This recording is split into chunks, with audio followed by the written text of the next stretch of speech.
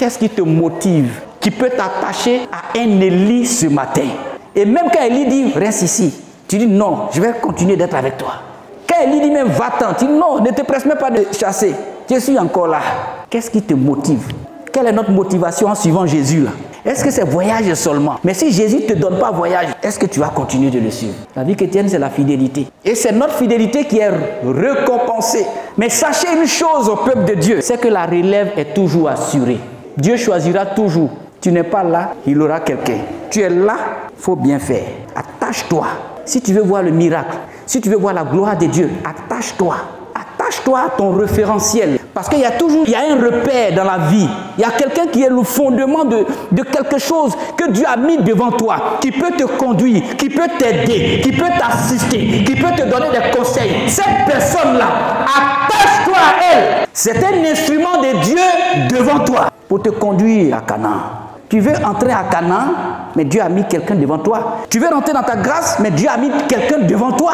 Tu es enfant, tu veux rentrer dans ta bénédiction, mais Dieu a mis papa, maman devant toi. C'est pour ça que la Bible dit, enfants, obéissez à vos parents, respectez-les, honorez vos pères. On ne peut pas être impoli vis-à-vis d'un père et espérer être le choix de Dieu dans une famille. Tous les enfants qui respectent papa et maman là, c'est parmi ces enfants-là que Dieu choisit, que Dieu élève dans les familles. À qui tu es collé, qui tu regardes, qui est ton référent, qui est le repère, qui tu ne peux pas lâcher. Même dans la souffrance, tu es là. Ne te presse pas de me laisser tomber. Je suis avec toi, je vais avec toi, je continue avec toi. Tu es malade, je suis à côté. C'est qui? C'est qui? C'est qui? Quelle est la personne même qu'elle va te donner des conseils? Ça va te faire mal, mais tu es là. Tous ceux qui sont réellement des pères, là, ils utilisent aussi la verge quelquefois. La verge, là, c'est la chicotte. Quand on chicote, là, ça fait mal, non? C'est quand tu chicotes, tu ris, tu pleures. Mais quand tu finis de pleurer, tu regardes parfois même là les traces de la chicotte et puis tu te ressaisis. Tu diras, je ne voudrais plus jamais être chicoté peut-être par mon père demain. Et tu changes. Regardez notre génération de maintenant, des gens qui ne sont pas habitués à la chicotte, la génération de maintenant. Ou à l'école, on dit que si tu es instituteur, tu prends même une chicotte, tu chicotes un enfant là, on est capable de t'arrêter. Dans certains pays même là, il faut frapper ton propre enfant. Allez-y au Canada et puis frappez votre enfant. La police vient vous chercher. Et puis l'enfant là, on vous l'arrache. C'est l'État qui va s'occuper de lui maintenant. Des enfants vont conduire leur père en justice. Parce que papa les a chicotés. Vous vous en rendez compte? C'est la société dans laquelle nous vivons. Et quels sont les résultats de cette société aujourd'hui? Et ça, c'est arrivé aussi dans l'église. On ne peut pas donner conseil. Les gens n'acceptent même pas la parole de Dieu.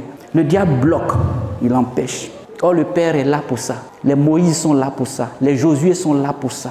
Pour instruire le peuple. Qui est ton Josué? Tu as combien de Josué? Un Josué parle ici, tu le laisses, tu vas chez un autre Josué. Mais laisse-moi te dire, les Josué seront toujours dressés devant toi. Pour t'instruire toujours. C'est qu'avant même de finir ton temps sur la terre, là, tu vas parcourir 1000 églises. Or, 1000 églises là, il n'y a pas 1000 églises, il y a une seule église. C'est comme si tu te promènes et puis tu ne te retrouves pas. C'est les noms seulement qui diffèrent. Et puis c'est les lieux. Sinon l'église, c'est l'église. Il y a une seule église de Jésus. De la même façon, on est en train de faire culte ici, là, dans un autre lieu. Il y a une autre église là-bas qui prie aussi comme nous. Mais c'est même Jésus là. Ici, on dira faisons. Tu vas aller là-bas, on dira peut-être Assemblée de Dieu. Tu vas aller de l'autre côté, on dira Baptiste. Mais qui y prie? Pour qui ils sont là? C'est pour le même Père. On est beaucoup sur la terre. Canada, États-Unis, France, toutes les couleurs, blanc, noir, tout le monde. Un seul Jésus. Un seul Jésus. Un seul médiateur entre Dieu et les hommes. Quand Dieu nous regarde, il ne voit pas faisons. Il ne voit pas Assemblée de Dieu. Il ne voit pas chose.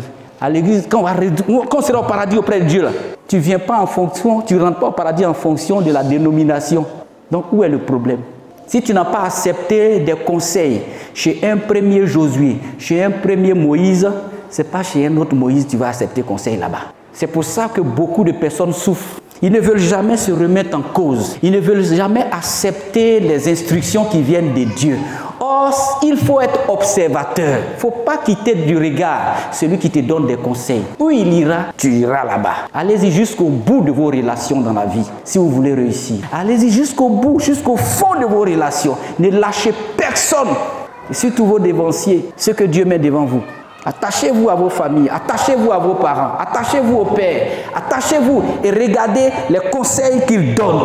Si c'est à la lumière de la parole de Dieu, suivez ses conseils. Ça peut faire mal, mais ça transforme. Tout ce qui fait mal guérit. C'est pour cela l'alcool là, quand tu mets dans la plaie, ça fait mal, mais ça te guérit après. Si ça ne fait pas mal, mets de l'eau dans ta plaie, ça ne fait pas mal.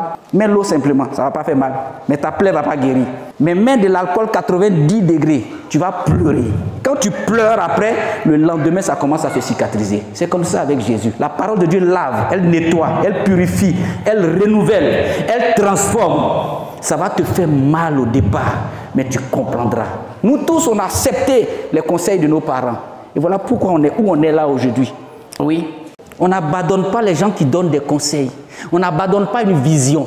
On n'abandonne pas une vision qui vient de l'Éternel. On n'abandonne pas une destinée glorieuse. On s'accroche. On dit même la prophétie, si elle tarde, attends-la, elle s'accomplira certainement. Tu cours pour aller où? Tu vas rater ta vie. Celui qui court et qui abandonne sa destinée glorieuse, il rate sa vie. Tu ne sais pas pourquoi Dieu t'a mis là. C'est vrai, tu es né dans une famille. La famille est pauvre. Mais c'est toi que Dieu a choisi pour relever le niveau économique de ta famille. Ce n'est pas parce que la famille est pauvre que tu vas quitter la famille. Ce n'est pas parce que ton père n'a pas les moyens, ta mère n'a pas les moyens, que tu vas commencer à vivre autre chose. Reste auprès d'eux. Apprends. Apprends de leurs galères. Apprends de leurs souffrances. Pleure avec eux. Ris avec eux. Il y aura des joies que Dieu va envoyer dans votre vie. Et ta focalisation, ton regard fixé vers eux, sans les abandonner, fera que Dieu verra en toi quelqu'un de fidèle. Dieu cherche des fidèles. Les chrétiens là, pourquoi Dieu dit fidèle? C'est un autre nom aussi des croyants. On est appelé à être fidèle. Un assistant là, il est fidèle. Josué, assistant de Moïse. Écoutez bien le mot. Et puis regardez la dimension du mot. Assistant. Quand on dit assistant là, il regarde. Il ne détourne pas le regard. J'assiste jusqu'à... Je veux voir. Je reste dans la vision. Je reste focalisé. On détourne si facilement les regards de nos pères, de nos mères, de nos familles. On détourne si facilement parce que quelqu'un nous miroite peut-être de l'or là-bas ou bien un iPhone ici.